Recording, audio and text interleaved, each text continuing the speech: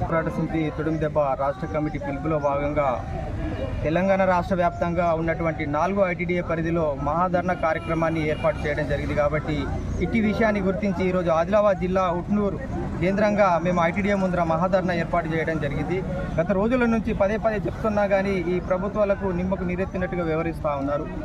వర్షాకాలము సమీపిస్తున్నప్పుడు ప్రధానమైన సమస్య పోడు భూముల సమస్య. ఇక్కడ చాలామంది ఆదివాసులము ఏంటంటే అంటే వ్యవసాయాన్ని ఆధారితంగా చేసుకొని మా యొక్క సహజీవనం కొనసాగిస్తున్నటువంటి తరుణంలో గతం నుంచి మేము ప్రభుత్వాలతో అనేక సార్లు నివేదన చేసినప్పటికీ కూడా ఈరోజు ఎవరైతే అర్హులు ఉన్నారో ఆదివాసులకు హక్కు పత్రాలు లేని కారణంగా ఈరోజు మేము ప్రధానంగా ఈ ఆదిలాబాద్ జిల్లా ఉన్నతాధికారులతో ఈ రాష్ట్ర ప్రభుత్వానికి కేంద్ర ప్రభుత్వానికి మేము విజ్ఞప్తి చేసేది ఏంటంటే చాలామంది ఆదివాసులు పోడు చేస్తున్నారు. కాబట్టి ఆదివాసులు పోడు చేస్తున్నటువంటి పోడు భూములకు హక్కు పత్రాలు కల్పించాలి అని చెప్పేసి ప్రధానమైన డిమాండ్గా ఈరోజు మేము తీసుకోవడం జరిగింది. కాబట్టి మేము ఇంకొకటి గతంలో కేసీఆర్ గవర్నమెంట్ ఇప్పుడు మరియు రేవంత్ రెడ్డి గవర్నమెంట్ గారు వచ్చి ఉన్నారు.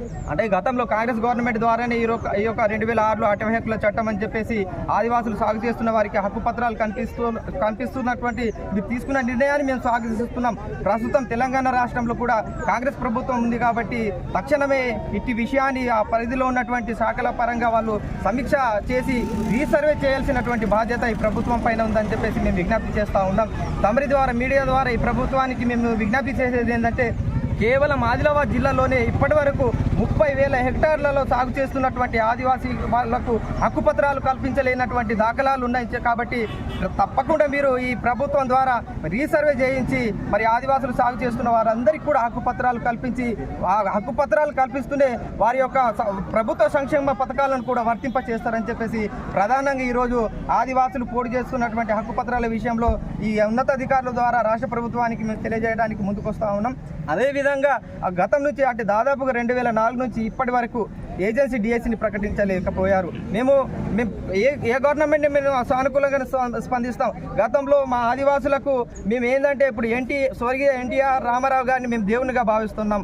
ఇదే ఆదివాసులు ఏంటంటే అస్తిత్వ అభద్రతకు గురైనటువంటి సందర్భాన్ని బేస్ చేసుకొని అల్లంపల్లిలో జరిగినటువంటి సంఘటనని చొరవ తీసుకొని అప్పట్లో ఉన్న ముఖ్యమంత్రి వర్యులు ఆదివాసులకు 1000 పదోన్నతులు కల్పించారు.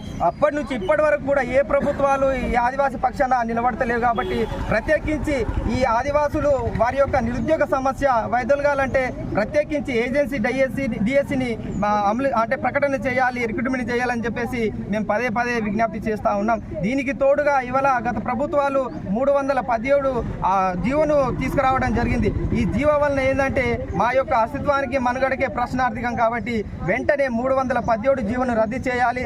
మరి ఏజెన్సీలో ఉన్నటువంటి ఆదివాసులకి పదోన్నతులు 100% కల్పించాలని చెప్పేసి మనకి గౌరవ సుప్రీంకోర్టు ద్వారా ఉన్నటువంటి జీవో నంబర్ 3ను యథావిధంగా కొనసాగించాలని చెప్పేసి తెలంగాణ రాష్ట్ర ప్రభుత్వంలో ఉన్న సీఎం గారికి మేము విజ్ఞప్తి చేస్తూ ఉన్నాం. ఎందుకంటే మన పక్క తెలుగు రాష్ట్రంలో ఉన్నటువంటి గౌరవ నారా చంద్రబాబు నాయుడు గారు జీవో నంబర్ 3ను యథావిధంగా మేము అమలు చేయడానికి మా ప్రభుత్వం తరఫున మేము సాయశక్తులు మేము ముందుంటాం, ఆదివాసులకు న్యాయం చేస్తామన్నారు. కాబట్టి ఈ భారతదేశ రాష్ట్రంలో ప్రధాన కీలక పాత్రగా ఉన్నటువంటి చంద్రబాబు సహాయం తీసుకొని ఈ తెలంగాణ రాష్ట్ర ప్రభుత్వ ముఖ్యమంత్రి వర్యులు కూడా ఈ తెలంగాణ రాష్ట్రంలో కూడా జీవో నంబర్ 3ను ఒక చట్టంగా నామకరణం చేయాలని చెప్పేసి తమని ద్వారా మీడియా ద్వారా ఈ ప్రభుత్వాలకి విజ్ఞప్తి చేయడం జరుగుతూ ఉంది.